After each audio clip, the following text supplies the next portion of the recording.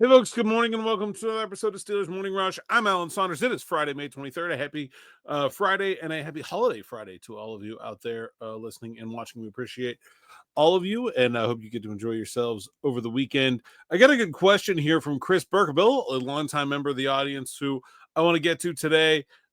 This is an interesting one that I don't think we talk about a lot here on this show or on the afternoon drive or really anywhere. So that's a good one. Alan, would love to have you guys help us get to know what kind of guy Art Rooney is. He's the most important decision maker for the team, and in public, he comes across as someone who's not passionate. I'm not sure if that is who he is or if he just doesn't like the spotlight. Perhaps you could have a guest that gives us insight on what makes him tick and what to expect in terms of goals for the future, and what could happen specifically with Tomlin if things don't go well this year. Yeah, I don't think we talk a lot about Art Rooney. I think he generally is very okay with not being in the spotlight. It's not really his personality to want to kind of be out there in front. Um, he's more of like a behind the scenes leader.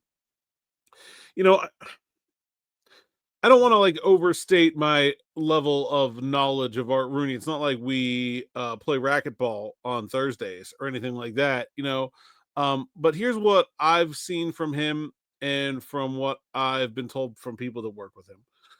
First of all, he's a very engaged owner. I think people mistake his lack of being in the spotlight with a lack of attentiveness, and that's just not the case. He's at practice almost every day. I see him around the facility constantly. He was there at the draft. He's a big part of their decision making process. Um, and I think that's something that a lot of people are probably less than aware of. Uh, I think the other thing is like, he's not what I would call like a football savant. Like he wasn't gonna be in the NFL as a scout or a coach, or like his father and grandfather maybe were. But he definitely understands football and what it takes to build a winning football team. He was around the Pittsburgh Steelers since he was a boy. He was a ball boy on the Super Bowl winning teams in the 1970s. He was a huge part of what the Steelers were doing when they won 2 Super Bowls in the early 2000s, with his father getting older, and then just after that, taking his ambassadorship, and that's when really Art really took over the day-to-day operations of the team. So he knows what it takes to build a winner. He's been a part of winning organizations, and he understands football. Like I said, is he a coach or a scout? Is he, Jerry Jones or Al Davis or even his father in that regard? No, but I mean, he certainly knows ball better than Jimmy Haslam and David Tepper. And when you look around the NFL, there are not a whole lot of those guys that really understand the business and the sport on an in-depth level, on a personal level, uh, where he has grown up in football and around football his entire life. That's just not the case with a lot of owners. And I think when you look around the NFL landscape, the teams that are usually successful are the ones that have good ownership. And not to say that you can't have good ownership from someone who didn't grow up in football. Jeffrey Lurie, I think, is a good owner with the Philadelphia Eagles. He's a movie producer, you know. But I think when you look at the sort of standard franchises, the Hunts in Kansas City, the Rooneys in Pittsburgh, those are sort of the standard bearers for the league. When we go to league events, our Rooney's a big deal. This is a franchise that is the envy of most of the rest of the league in the way it operates and the way it does its business. And I think people in Pittsburgh lose sight of that because they're frustrated with the current results. But you're talking about people that have a decades long lens, and there's no one better at it than the Pittsburgh Steelers over the course of time. And I think that's reflected in their ownership. Um, there are definitely legitimate criticisms of Art Rooney. I mean, one of which, and one of the downsides of having this familial ownership, where you have someone who grew up around the team and was a ball boy and things like that, is that he's not comparatively to the rest of NFL ownership, not just like flush with cash. He's not just like stupid. He's not David Tepper or Jimmy Haslam rich.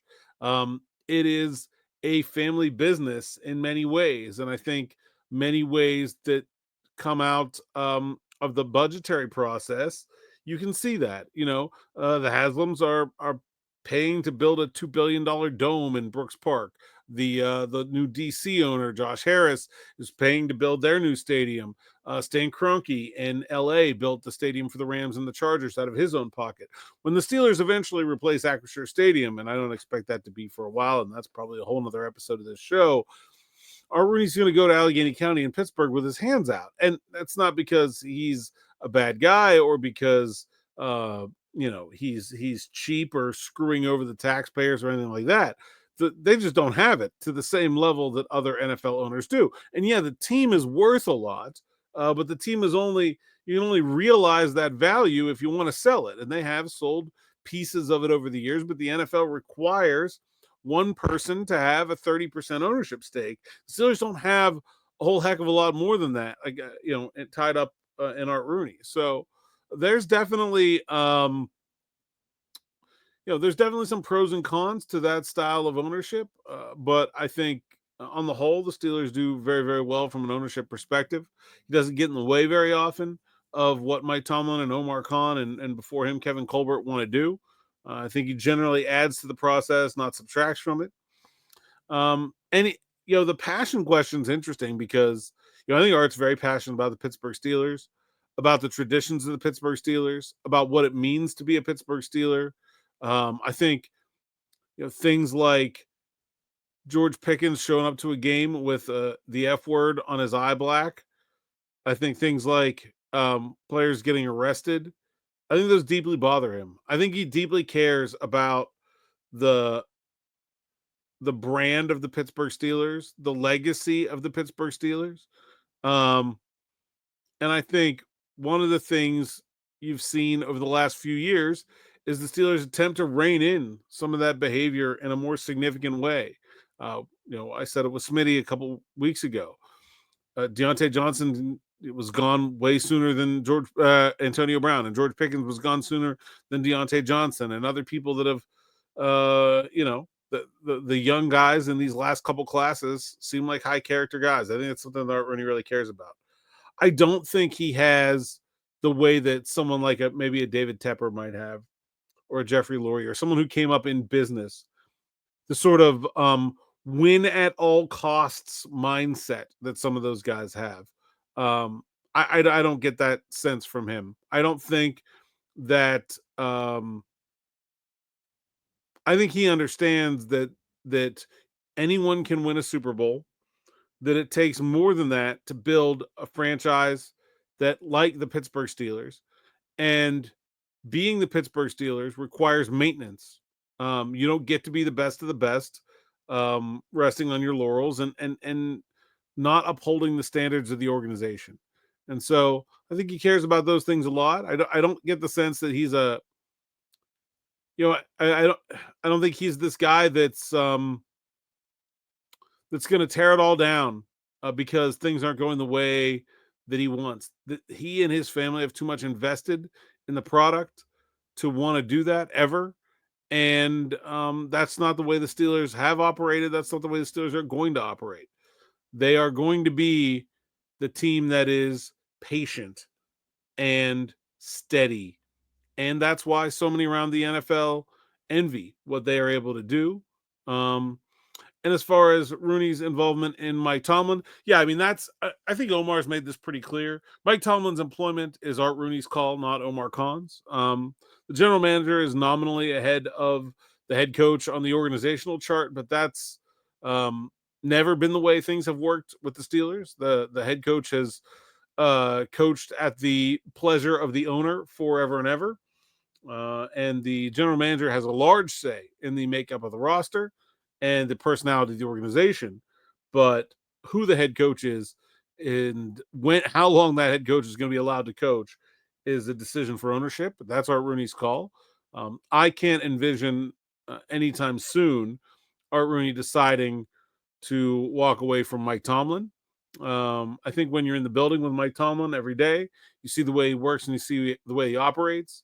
The idea that it would be easy or even maybe even possible to go hire someone better than that, it becomes very difficult.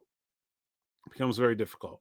And I think Art is very keenly aware that um, the success on the field has not been what they want or what they need it to be, but that also that oftentimes owners acting out of haste make things worse instead of better. And I think the Steelers have not, in several years anyway, had a team where Mike Tomlin has been the problem or really even a problem. They've significantly outperformed their talent level on the field repeatedly over the last 5 years. That is not the situation that ought to get a coach fired. And I think he's pretty keenly aware of that.